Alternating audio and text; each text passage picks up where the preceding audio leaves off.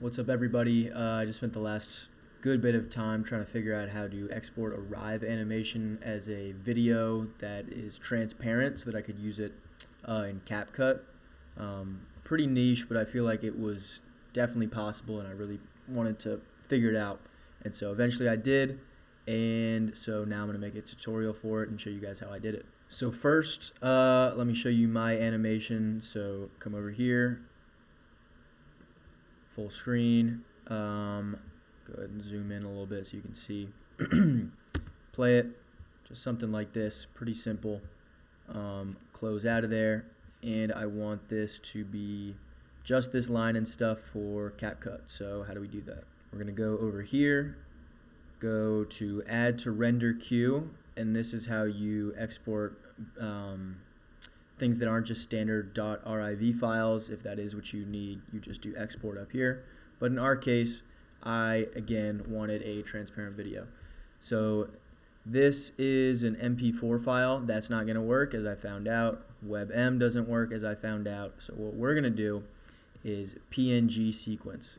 And so what this is going to do, this is actually just going to get a screenshot of every frame, and then we'll have to piece together each image as a video. So select PNG sequence, everything else can stay the same.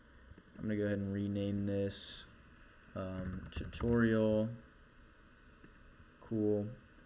Oh, that's from earlier. So yeah, name it whatever you want.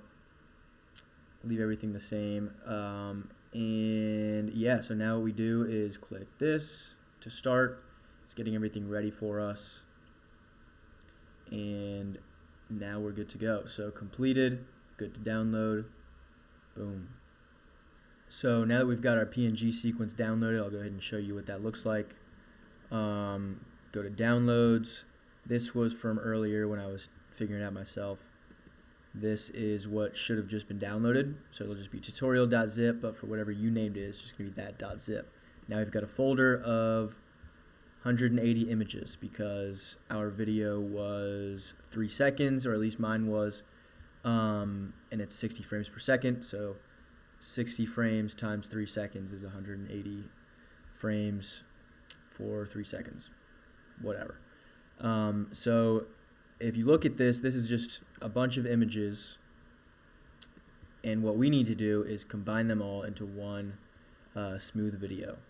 To do that, we're going to use something called ffmpeg. If you don't have it downloaded, it's just some free software. There's a bunch of different ways to do it. I already have it on my computer. You can go ahead and look it up if you haven't downloaded it yet, but simple to set up. Once you've got that going, you are pretty much just going to copy this command, which I'll leave in the description to kind of find this page.